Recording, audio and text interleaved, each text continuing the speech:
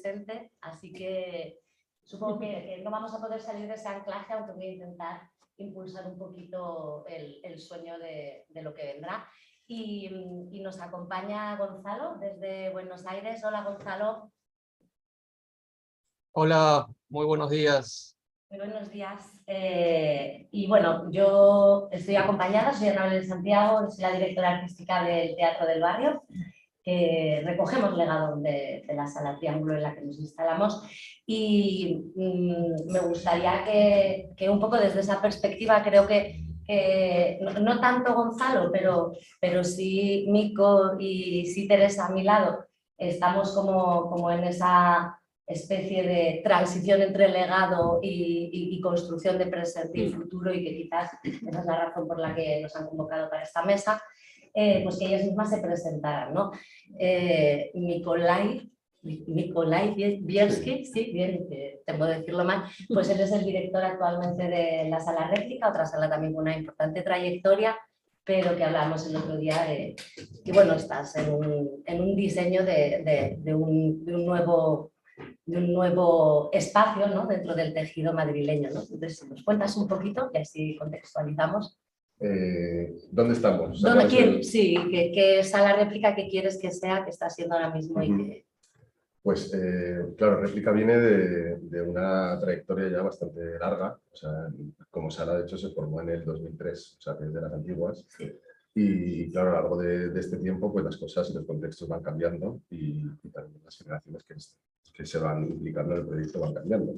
Entonces, en un momento determinado, en 2018, se decide como intentar escuchar ese cambio y cambiar el modelo artísticamente, entrando, yo en 2018 justamente en la dirección artística, e intentando como abrir un poco el modelo hacia otras disciplinas, sobre todo como intentar generar un poco de tejido alrededor de la sala. O sea, porque es verdad que Réplica, como la característica principal hasta entonces, era que intentaba ser un centro de creación entendido de una manera que aquí en España es difícil como que tenga lugar, no porque no se quiera, sino porque la política cultural, como desde las salas, desde lo privado, etcétera, nunca ha estado en esas. Y tiene que ver con dónde se pone el foco, si en la estabilidad o en otras cuestiones, ¿no? Entonces, Réplica desde 2003 hasta 2018, más o menos, siempre estuvo como planteando un modelo en donde lo que se exhibía era la propia creación, ¿no? O sea, con tiempos largos, generosos de exhibición y también destinados a los procesos, ¿no?, de generación de piezas. Y eso es verdad que en un momento determinado, antes de pues hasta 2006, 2007, 2008, pues así, con la gran crisis, sí que podía y se mantenía, porque tampoco había tantas salas en Madrid, porque era como otro contexto, pero luego fue muy difícil mantener algo así, ¿no? Es muy difícil que se entienda este tipo de salas en una ciudad donde es verdad que ni siquiera los centros públicos tienen esa manera de entender bueno, lo que son, ¿no? O sea, el modelo. Es decir, cuando estamos en un contexto en el que ni siquiera hay centros públicos que tengan la estabilidad a la hora de crear como principio rector, pues claramente hace mucho más complicado que aquellos que estamos por debajo en términos de recursos, etcétera, podamos plantear algo así, ¿no? Porque al final los grandes generadores de criterio son los primeros que no están como pudiendo comunicar ese tipo de mentalidad, ese tipo de manera de entender la creación. Y entonces se nos exige, como a las salas, que estamos en esa que hemos estado siempre, como porque tenemos también una labor pública claramente, pero se nos exige de repente tensionar de alguna manera esos modelos como predominantes de lo público, y para ello tenemos unos recursos muy limitados. Entonces, bueno, sin enrollarme mucho más, en un momento determinado como que decidimos intentar darle una vuelta al proyecto, y en esas estamos ahora. O sea, como abriendo, o sea, intentando desde un cierto diagnóstico como personal propio de la ciudad de Madrid,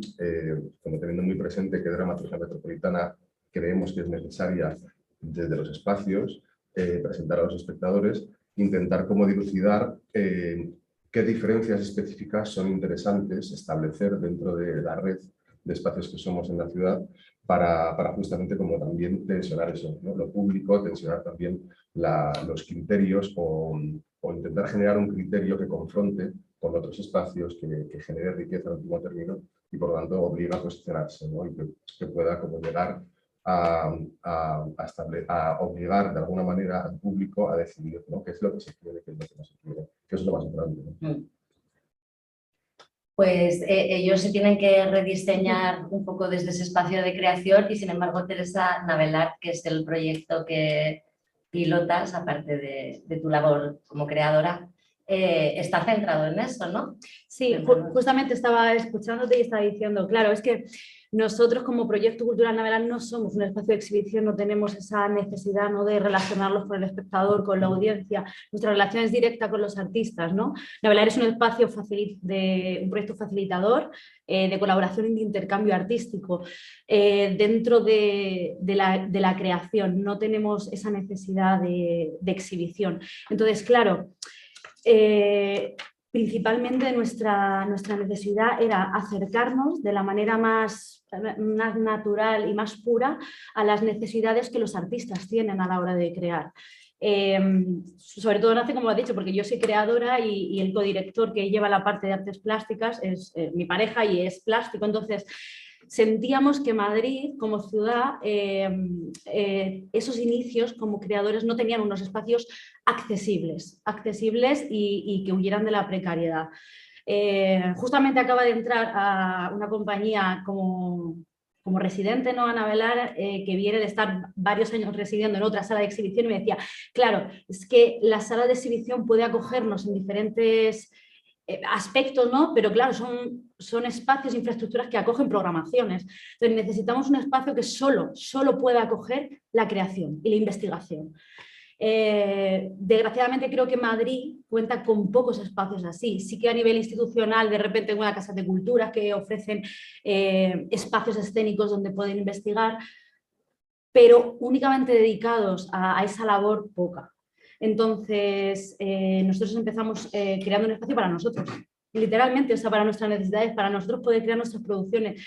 Y luego poco a poco se han ido pasando, han ido transversando muchísimas compañías con esas necesidades. Pienso además que Navelar actúa como trampolín y que espacios así son importantes en relación a las salas alternativas porque sirven como después de ocupar un periodo y un primer bloque de ensayos, ¿no?, de investigación, ya no solo pensando en una producción. Odio la palabra producción, lo voy a decir, porque es que nos pone en un ambiente de fábrica todo el rato, pero bueno, sí, para entendernos un poco en el léxico, para una producción y que luego pueda colaborar con salas alternativas como, bueno, quizá como El Mundo o el Núcleo que cuenta de Réplica o varias salas para que puedan acercarse al modelo de exhibición. Porque ¿cuánto tiempo lleváis desde que está abierto Navelar? Nosotros muy jóvenes, 5 años hemos hecho este año. Pero cada vez más sólido y cada vez acercándonos más pues, a las necesidades sobre todo de los creadores. De los creadores, ¿no? Ahí está el foco. Y nos acompaña, como decíamos, a la distancia Gonzalo Pérez del espacio Tole Tole en Buenos Aires y que es también miembro de Artei, que es una red de salas a nivel nacional, ¿no? En Argentina me parece que sería interesante, Gonzalo, si compartes con nosotras un poco la idiosincrasia, funcionamiento y un poco el diagnóstico que podéis darnos desde allá. Sí, ¿qué tal? Buenos días otra vez. Muchas gracias por la invitación. Sí, soy secretario general de Artei, que es la Asociación Argentina de Teatro Independiente, y además también somos miembros y estamos en la junta directiva de RIE, que es una red nueva, red de espacios iberoamericanos. Yo escuchaba recién lo que decían, ¿no? Y creo que una parte importante del teatro independiente aquí, por lo menos en la ciudad de Buenos Aires, se creó como motor con esa necesidad.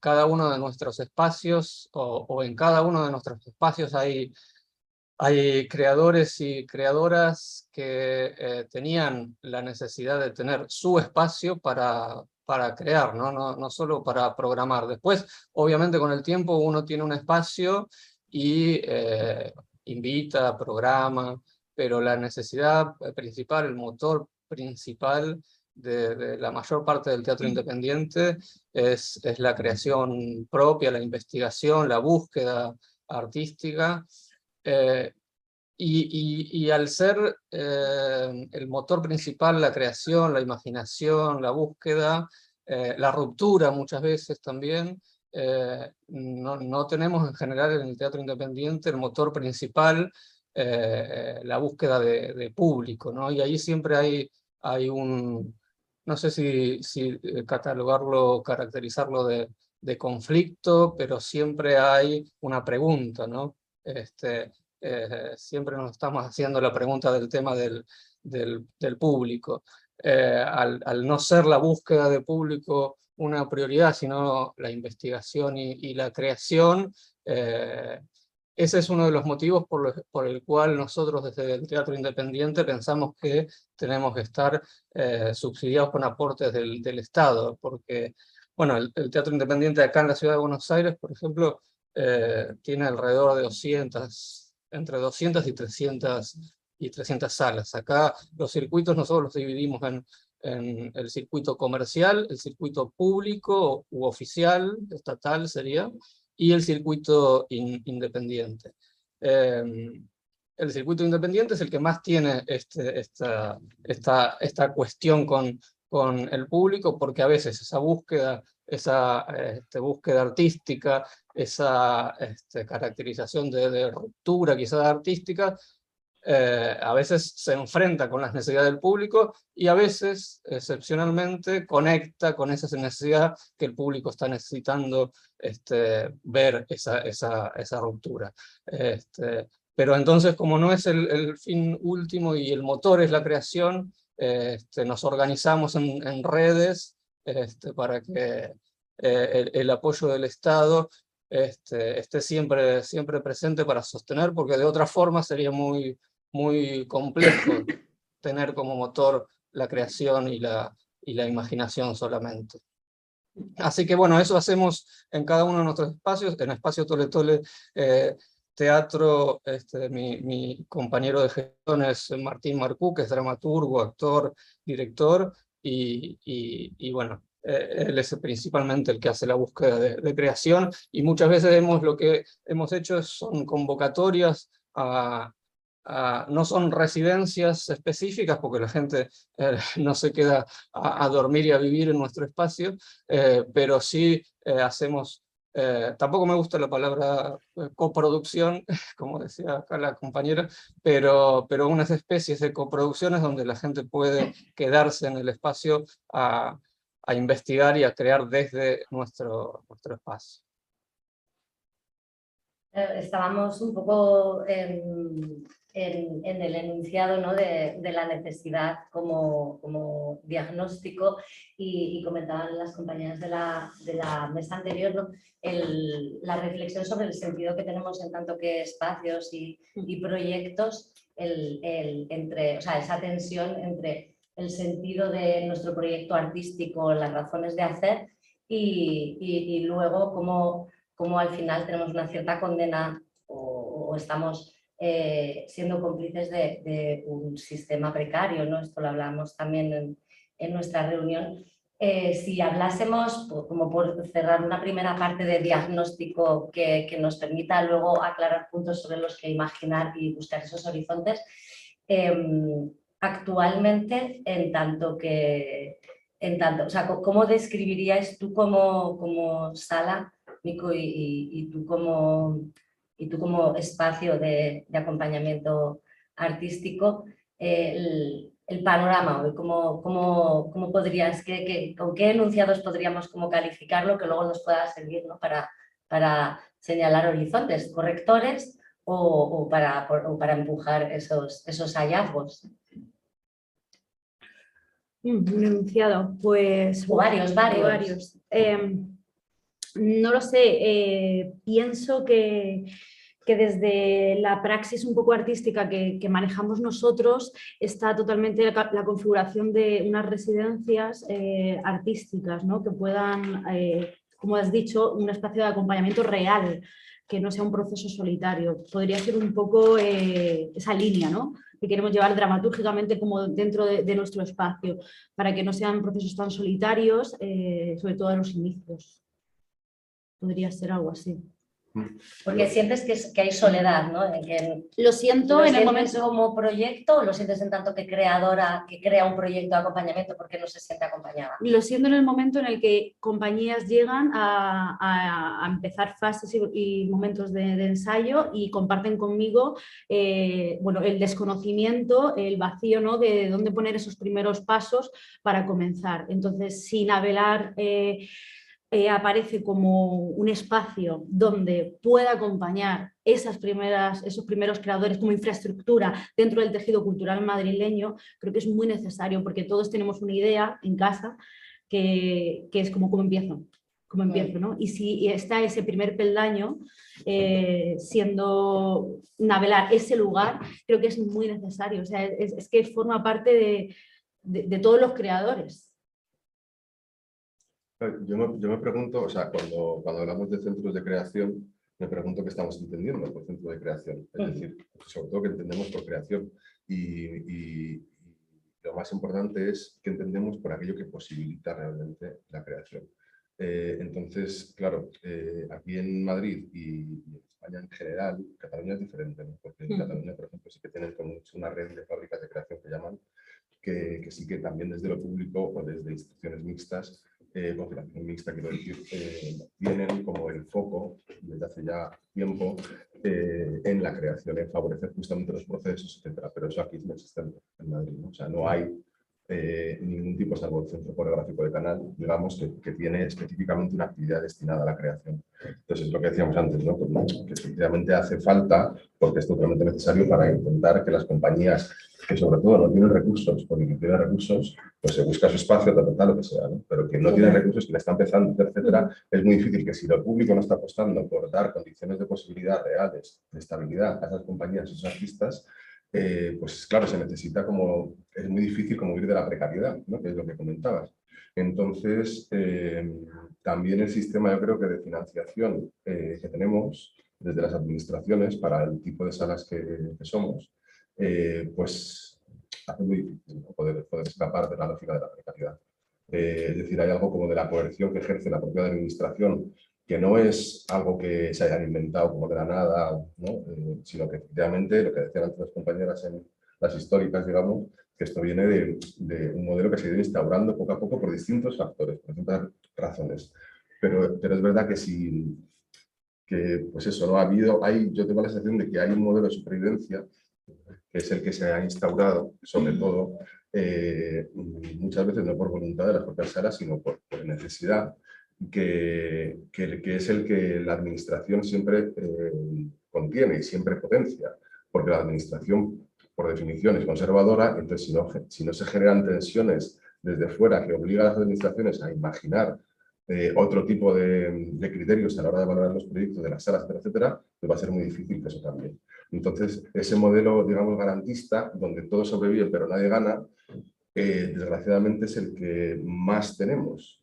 Y ahí es muy difícil apostar por la creación porque estamos constantemente con la soga al cuello en el sentido de que tenemos que medir cuantitativamente nuestros resultados. Totalmente. Entonces, claro, ahí, pues sin ir más lejos, tampoco puedes entenderme mucho, pero o sea, cuando la mayoría de las fuentes de financiación que tenemos, de las convocatorias de ayudas, subvenciones, bla, bla, bla, cuando lo que te obligan es a tener un volumen de actividad X para poder financiarte y no hay prácticamente ninguna ayuda que esté destinada exclusivamente a los gastos que llaman generales o de estructura, lo que sea, es decir, aquellos que son estables en toda organización y que posibilitan cualquier otra cosa, si tú lo que tienes es que estar todo el rato haciendo arquitectura financiera para tener un volumen de actividad que garantice poder cubrir los gastos, aunque sean mínimos, de generales, entonces tienes que generar mucha actividad. O sea, tienes que hacer tanta actividad que te permita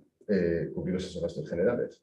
Y eso entras en una especie de ciclo imposible y es una aporía. Es decir, es una aporía desde el punto de vista de la administración, porque la administración quiere potenciar el tejido escénico, pero te está obligando a precarizarlo. Entonces, es muy difícil como salir de esa lógica. Entonces, claro, ¿podemos llamarlos centros de creación? Yo lo dudo. Nosotros tenemos un subtítulo que es Centro Internacional de Creación.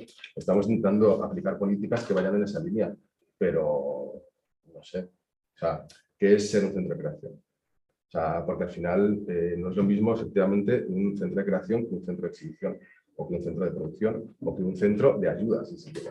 O sea, entiendo lo que dices y lo comparto, que si nos ponemos el término de facilitadores, ok, todavía, pero no digamos que somos centros de creación, o al menos internamente nos podemos llamar como nos queramos, pero es verdad que también tenemos una responsabilidad porque corremos el riesgo, y esto creo que va en contra nuestro, de hacer entender a la administración que somos centros de creación y que el centro de creación es este. Y que ya está todo hecho con lo que hacen, ¿no?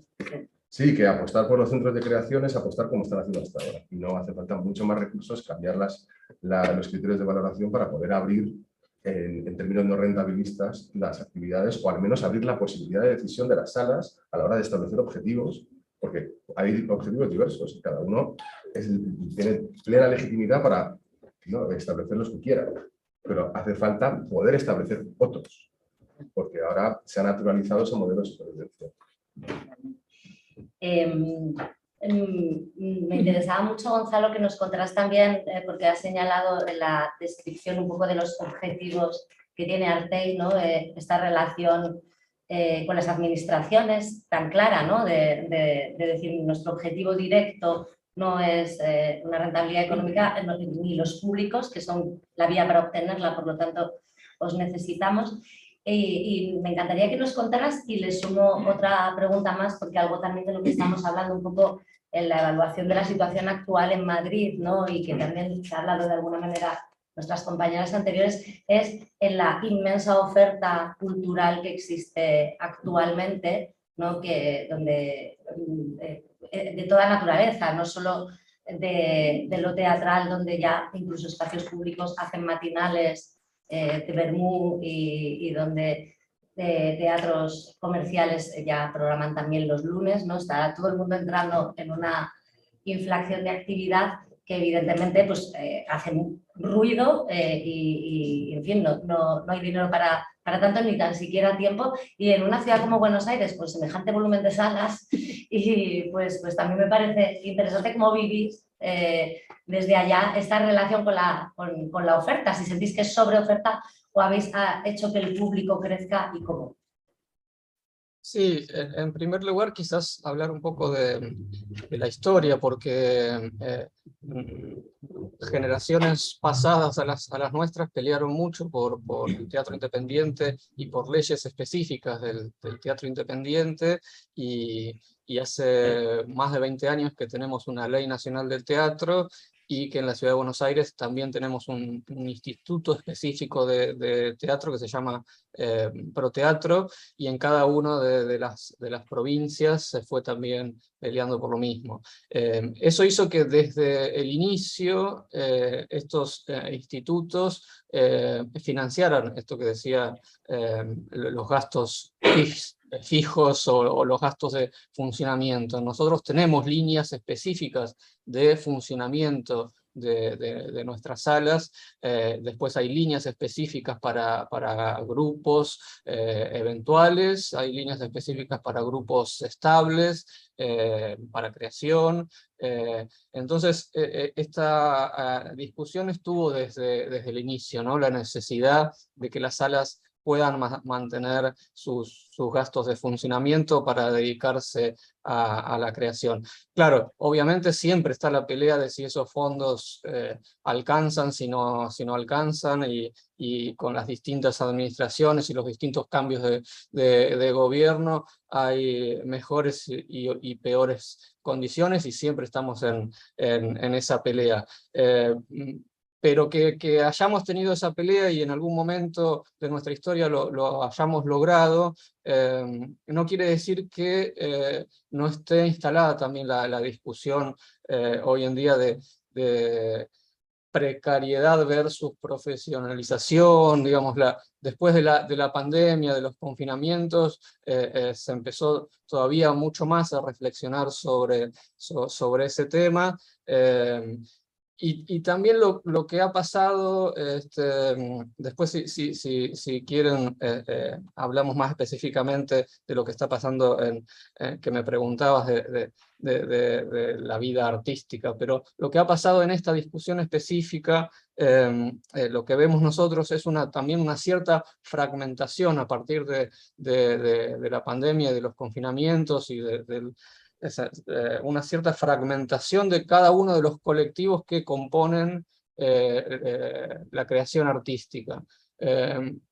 Si en los orígenes de nuestras leyes, hace más de 20 años, el teatro independiente nos considerábamos un colectivo en sí mismo, autogestivo, colaborativo, lo que empezó a pasar es que cada una de las partes del teatro independiente, técnicas y técnicos por un lado, directores y directoras de puesta en escena por otro, obviamente actrices y actores por otro, cada una con su colectivo, empezaron como,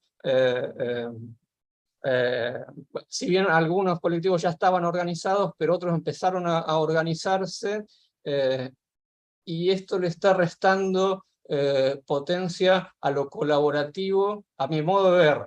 Esto es un pensamiento absolutamente propio. A mi modo de ver, le está restando potencia a lo colaborativo y a lo colectivo y fragmentando la mirada sobre el teatro independiente y oponiendo de alguna forma esta posible contradicción entre precariedad y profesionalización, y en lo que yo veo que hay que definir muchísimo más eso, ¿no? ¿Qué es la profesionalización?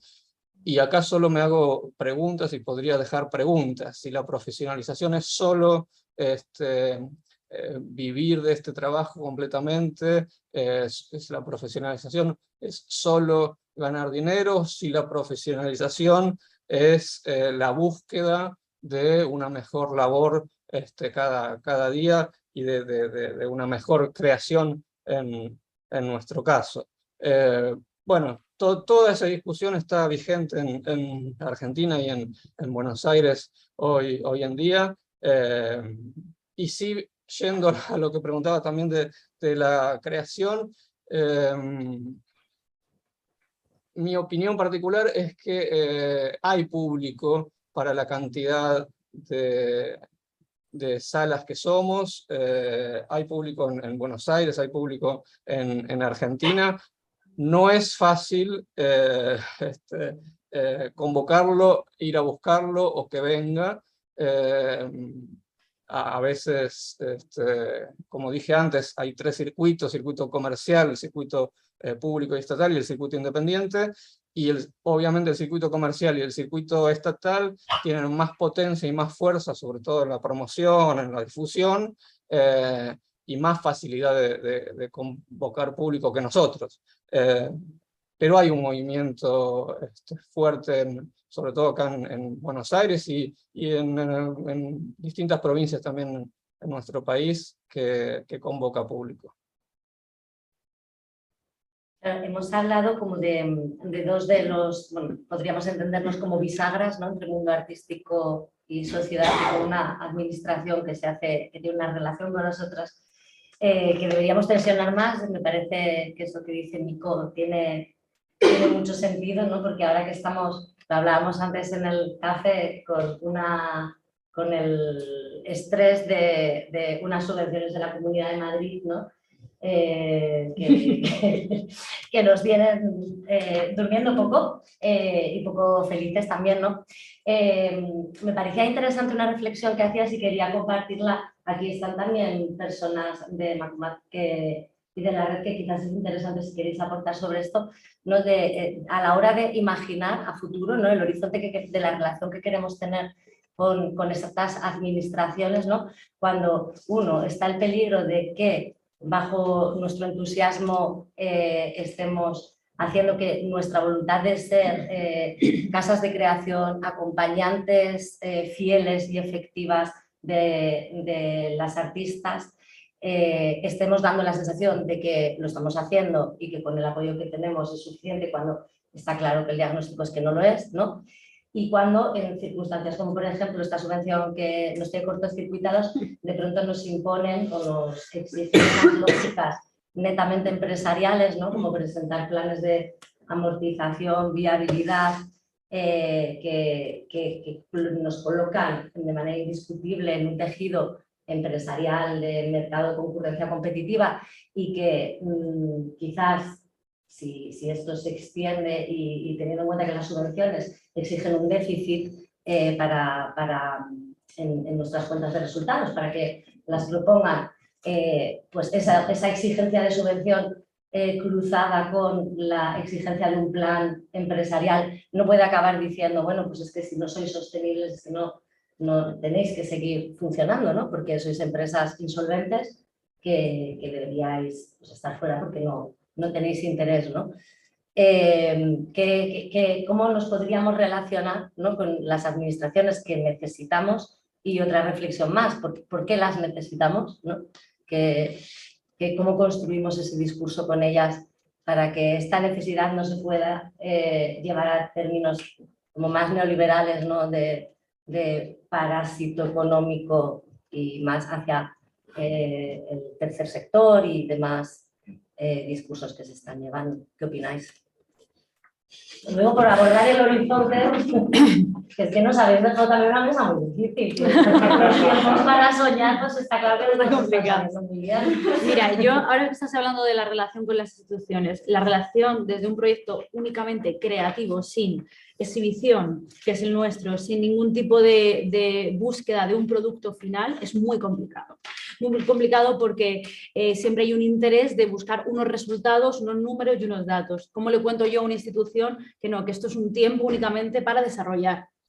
Es muy difícil, existen pocas ayudas que no tengan que contabilizar exactamente el número de compañías que pasan, cuántos espectáculos han hecho, cuánto público ha venido. Entonces, para cuidar una praxis donde el hecho artístico únicamente sea tiempo y cuidado sobre una propuesta escénica es muy difícil con la relación con la institución.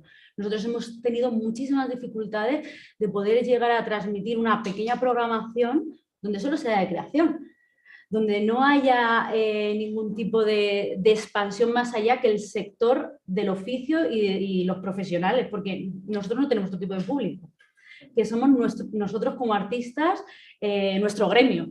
Entonces, a día de hoy creo que no existen ayudas. Hemos ido poco a poco buscando nuestros caminos que nos han abierto un poco esa relación con la institución, sobre todo a nivel municipal. Pero es lo que ha hablado un poco Nico, o sea, es muy complicado contar los nuevos modelos de gestión diferentes a esto un poco más carca, es que a mí me encanta la palabra carca, ¿no? Pero un poco más carca que está instaurado, un poco instaurado en esta burocracia, ¿no? que tenemos que vivir. ¿Cómo te cuento que eso no va a pasar? Que no vas a tener ese resultado, o que si lo tienes quizá a lo mejor sea efímero. Que no deberías esperarlo, ¿no? Sería ya a nivel muy... Claro, pero tú hablas de una justificación ahora y digo, claro, ¿cómo te justifico yo? Sabes que esto ha cambiado. Que lo que te he contado... ¿Cómo se construye ese nuevo paradigma? Desde esa libertad creativa, ¿no? Sobre todo, bueno, hablando de la creación, de esos horizontes, ¿no? Para poder comunicarnos. Y tener sostenibilidad luego para ofrecer programas y proyectos. Porque los creadores y compañías lo necesitan. Las llamadas que recibimos de tenemos una residencia artística donde poder acogernos, sí, pero ¿cómo salgo de esa precariedad si no tengo recursos? Bueno, al final es un círculo, un ciclo que es muy complicado y que, bueno, yo no creo que sea imposible, ¿eh? Creo que por poner un poco de futuro, ¿no? Sí, optimista. Claro, total. ¿Tú qué piensas, Nico? Que eres el que además ha colocado, ¿no? Esta necesidad de tensionar. Sí, claro, yo creo que de nuevo como todo depende de qué se entienda por viabilidad, o por sostenibilidad, o por rentabilidad, o lo que fuera, ¿no? O sea, nosotros estamos realizando un servicio público. Desde lo privado sí, pero es un servicio público. Total. Entonces, en ese sentido, a mi entender, la viabilidad ya está. O sea, por el hecho de ofrecer, estar dando un servicio público, ese es el criterio de viabilidad.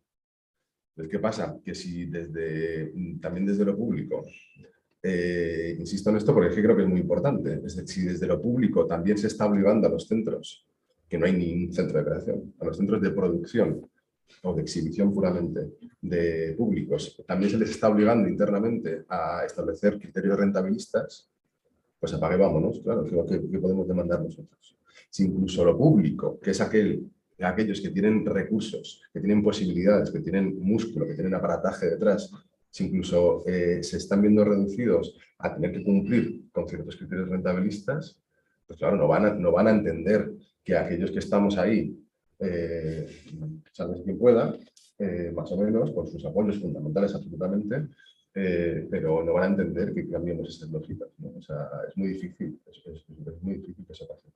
Entonces, bueno, yo creo que sí que hay posibilidades, es decir, creo que necesitamos, desgraciadamente, como establecer redes, tejidos como propios dentro de cada espacio con aquello que pueda potenciar la idiosincrasia de cada espacio. Esto es otra cosa que creo que es muy importante. O sea, creo que tenemos una responsabilidad de definirnos muy bien.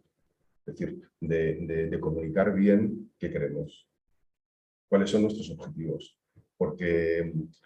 Porque si no, pues primero es fácil como que esa falta de claridad vaya en contra nuestro en un sentido como amplio, ¿no? Como desde el sentido de lo público, ¿no? O sea, de poder ganar o no espectadores. Pero también es verdad que muchas veces se puede entender, si no, la labor o la existencia de las salas como una especie de contenedores de propuestas que al final es un intercambio de promos, digamos, ¿no? O sea, que una cosa puede ir aquí, pero también puede ir allí, pero también puede ir allá y tal. Entonces, eso, ¿qué tipo de...?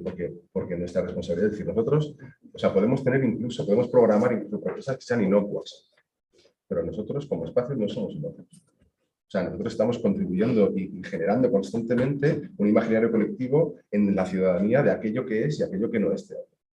Y eso es lo que recoge la administración y eso es lo que se refleja en la administración.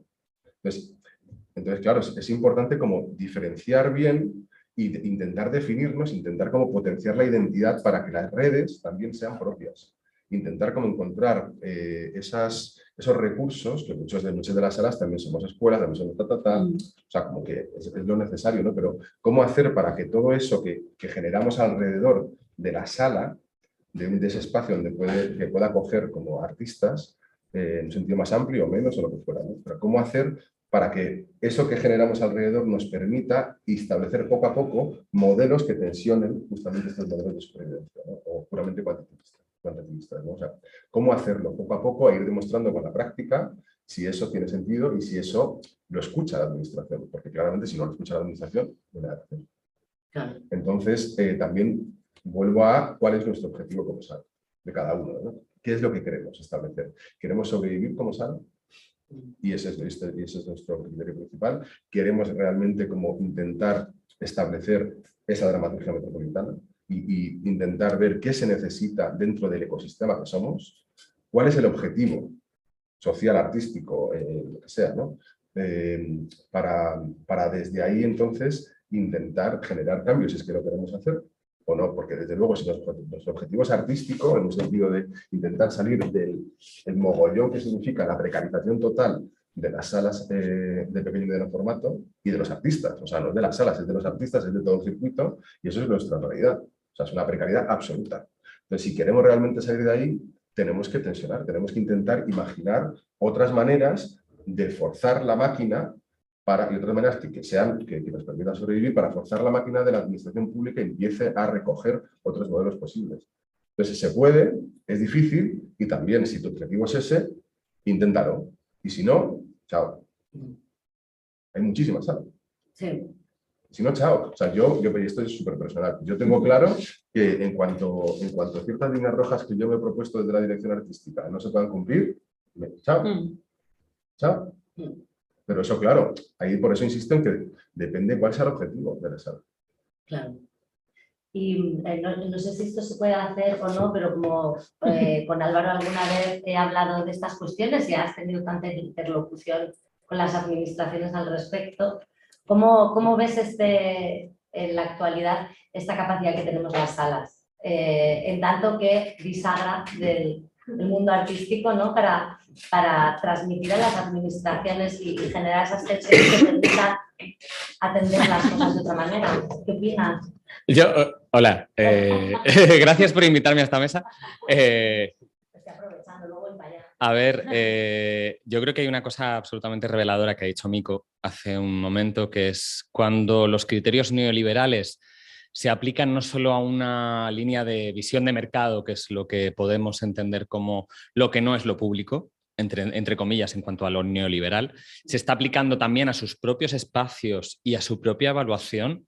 Mal vamos, cuando los criterios de rentabilidad están marcando los tiempos de un museo como el Prado y se empieza a hablar en medios públicos de es que el Prado ha recibido no sé cuántos visitantes, entonces ya está a esto de ser sostenible. Perdón, lo siento, el Museo del Prado, desde un criterio de balance económico, debería ir a pérdidas, no a pérdidas, a la pérdida. Debería aplicarse el dinero público, los recursos públicos en la protección sin límite del patrimonio artístico del Museo del Prado. No debería ni siquiera evaluarse una rentabilización por venta de entradas.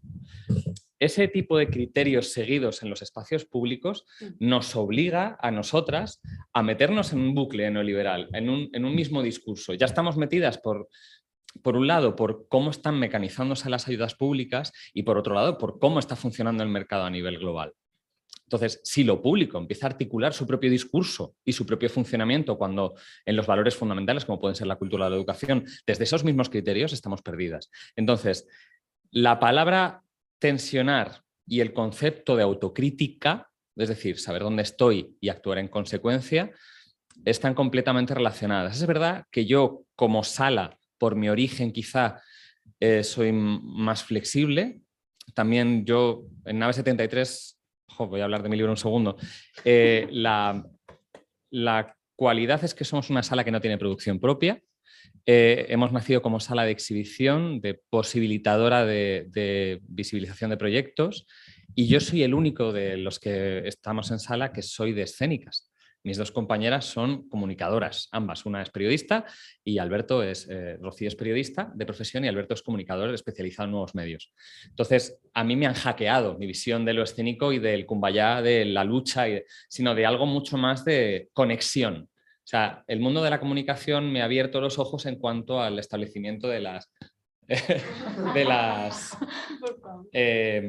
¿cómo decirlo? De la creación de comunidades.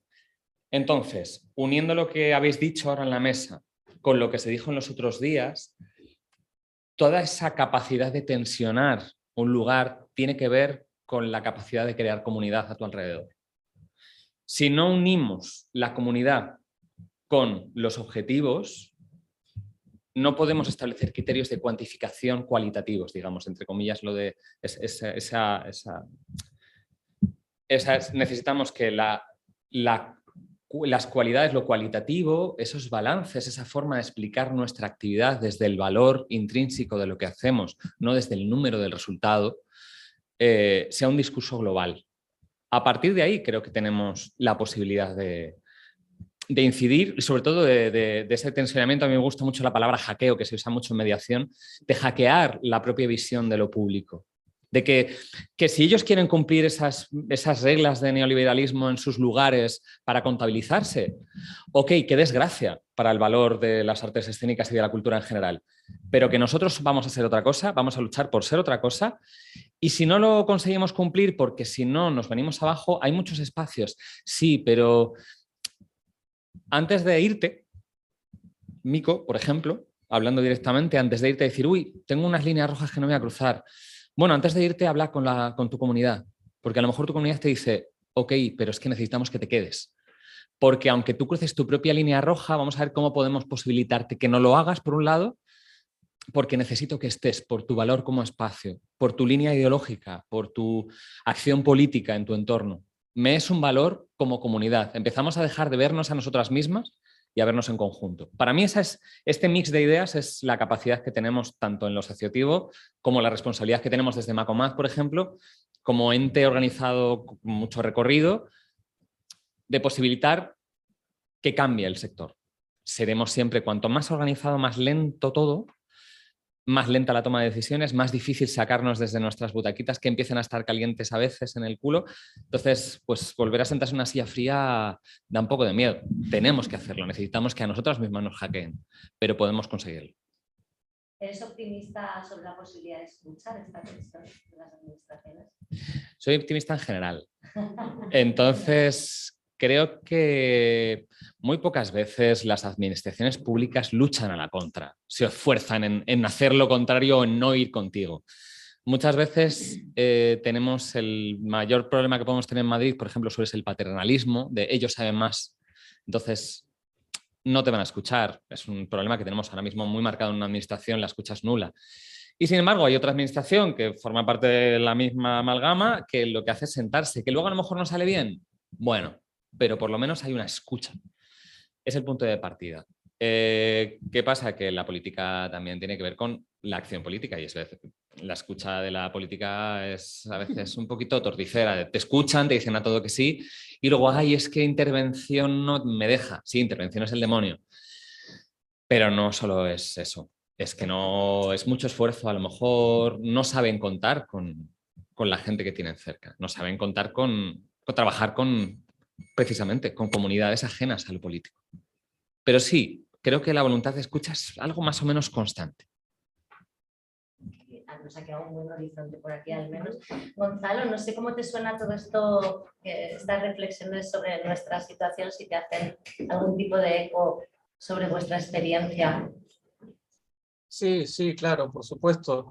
Es lo que decíamos un poco al principio, ¿no? Una tensión permanente siempre con el Estado, con las administraciones,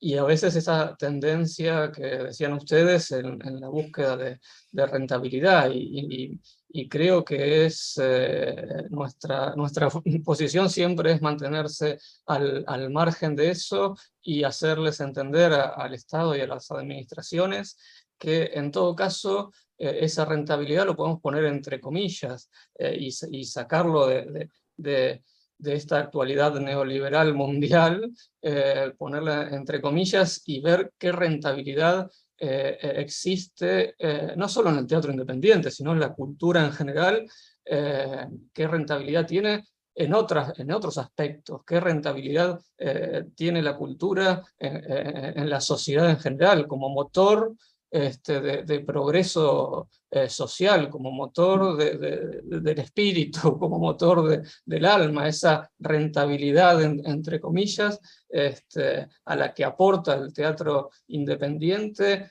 tiene que interesarle a las administraciones, tiene que interesarle al Estado y tiene que resguardarlo.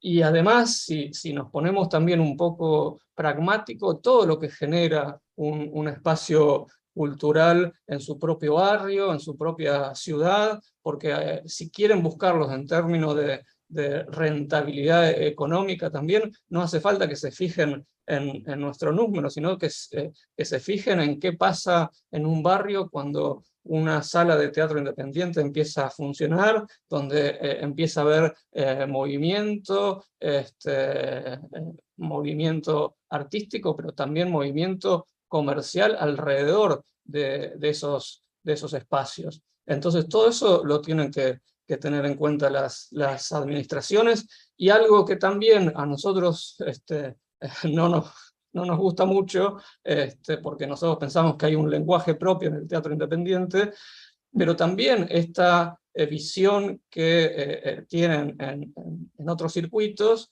del teatro independiente como semillero también, entre comillas, donde del teatro independiente se nutren de las creaciones y de las rupturas y de las búsquedas del teatro independiente, se termina nutriendo todo el circuito artístico. Entonces, todo eso hay que ponerlo en valor, algunas cosas que nos gusten más o algunas cosas que nos gusten menos, a veces con más o menos pragmatismo, pero siempre, como decíamos al principio, nuestro motor es la creación, la búsqueda, la ruptura, la imaginación, digamos, y eso lo tienen que entender las administraciones y el Estado.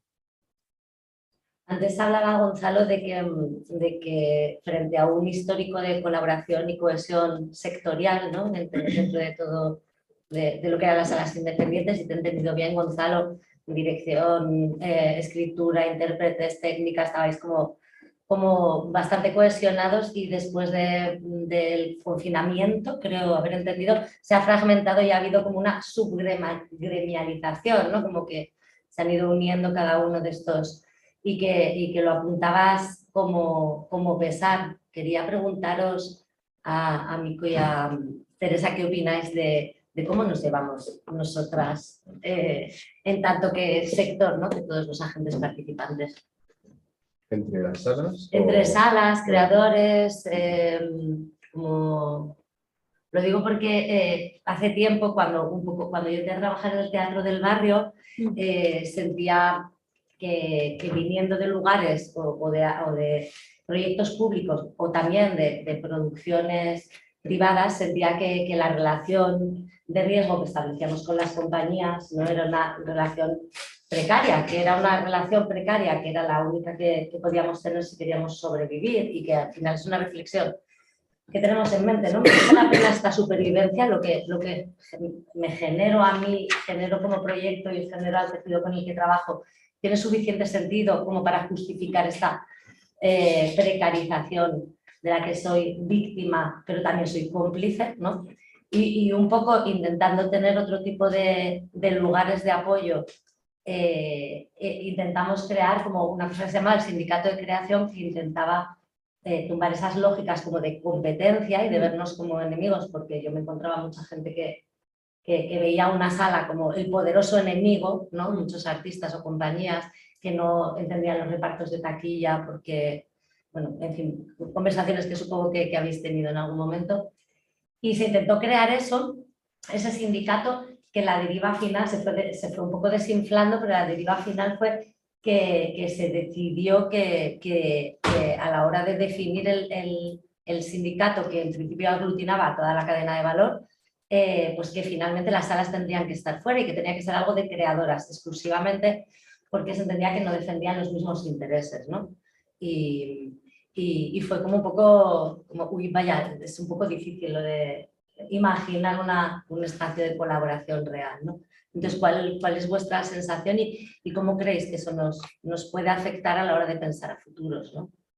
Yo creo que es muy difícil mantener la independencia o la idiosincrasia de cada uno de los agentes culturales cuando se les están imponiendo a ciertos agentes culturales cosas que no les corresponden. ¿En qué sentido lo digo? Si tú a un artista le estás imponiendo buscarse su público, es complicado establecer una relación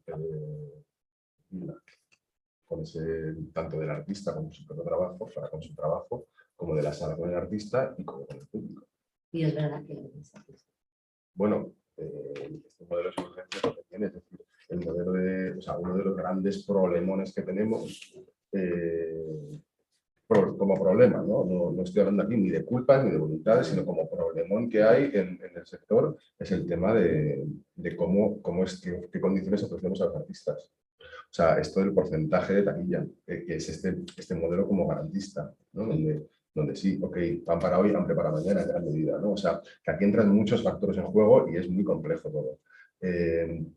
Pero sí que es verdad que hasta qué punto eso tiene perspectiva de futuro. O sea, porque es una cadena infinita, es decir, ahí se puede estar y de hecho, no sé, ahí estamos, ¿no? En gran medida desde hace mucho tiempo y se puede estar ad infinitum. O sea, es una cosa porque al final hay tantísimo movimiento que eso puede estar constantemente. ¿Qué pasa? Que estamos reproduciendo también una lógica de la continua novedad, ¿no? Que es otro de los temas, otra de la historia, sí. Porque necesitamos constantemente, ¿no? Pues movernos en la ruedita. Entonces, claro, ¿qué relación establecemos con los artistas? Pues es difícil, o sea, es difícil si, por ejemplo, los artistas tienen que estar pendientes efectivamente de qué público van a traer. O no tienen como condiciones de espacio, de tiempo, de recursos para estar centrados en la adaptación específica a un espacio concreto de su montaje, o para el montaje técnico, o para lo que sea, ¿no? O sea, como que hay una responsabilidad que es, a mi entender, puramente de las salas, que es traer público. Eso es responsabilidad de las salas. Y ahí se demuestra si el proyecto de una sala funciona o no funciona. Pero eso es una responsabilidad que no deberíamos, que ya sé que es todo muy difícil, no es tan fácil, o sea, como que se lanza rápido, pero es muy complejo. Pero no deberíamos volcar esa responsabilidad en los artistas. Entonces, claro, ¿cómo hacemos eso? ¿Cómo salir justamente de esta lógica que nuestra condición de posibilidad, que son las ayudas públicas, también nos impone, nos fuerza, ¿no? por la manera de entender los criterios de valoración para otorgar ayudas? ¿Cómo salir de ahí? Pues intentando meter como pequeñas, líneas rojas. Yo creo que es importante y demostrar si esas pequeñas líneas rojas efectivamente pueden existir en el panorama que tenemos, porque también estamos en un contexto muy diferente al de la Argentina, ¿no? Escuchándote, Gonzalo, pues aquí, claro, aquí nos podríamos ir como al origen de los orígenes de los orígenes y al final decir, bueno, ¿qué lugar ocupa la cultura en este país? Claro, ¿qué porcentaje de los presupuestos generales del Estado están dirigidos a la cultura y ya a artes escénicas? Porque claro, el compararlo con, yo qué sé, con el presupuesto que tiene la Ópera de Viena solo, pues a lo mejor es casi igual todo el presupuesto que hay destinado a artes escénicas que el presupuesto anual de la Ópera de Viena. Entonces, claro, ahí todo es muy complejo. Pero no sé, nosotros desde Réplica, como sí que intentamos que esas líneas rojas, pero no porque crea que, sino porque creo que son importantes para realmente tensionar y ofrecer modelos alternativos. Y hay que intentarlo. Y si eso no funciona, no pasa nada por decir chao. Es que no pasa nada. O sea, porque somos muchos, ¿no? O sea, en el sentido, pero no porque seamos muchos, sino porque depende, insisto, en qué objetivo tienes. En los objetivos que tienes. Entonces, para mí un objetivo fundamental es pagar a todo el mundo a caché, por ejemplo.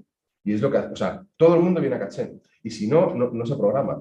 O establecer como intentar no multiprogramar para evitar que al menos, o sea, intentar que la gente los artistas tengan tiempo en el espacio, ¿no? Para poder atender bien a su propio trabajo, ¿no? En la medida de lo posible, claro. ¿Eso qué hace? Que claramente tengamos que sacrificar muchas otras cosas que una lógica, por ejemplo, de multiprogramación sí que atiende, que es ser altavoz para muchas propuestas, por ejemplo, ¿no? O sea, que todo es balances, pero creo que es importante como intentar no reproducir lo hegemónico, siempre es importante.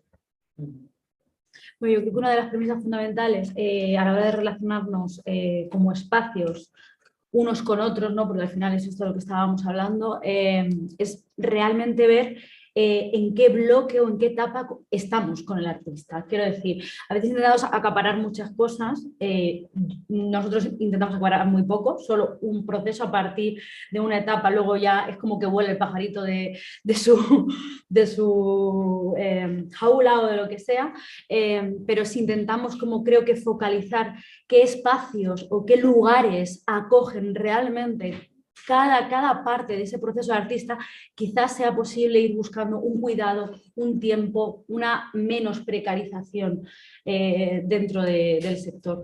Muchas de las compañías y creadoras que pasan por Navelar las veo ensayar, ¿no? Ensayan allí un mes y medio, 2, y de pronto desaparecen, ¿no? Y cuando vuelven otra vez, digo, ¿otra vez tiene función? Y dice, sí, pero llevamos 1 año y medio sin hacerlo.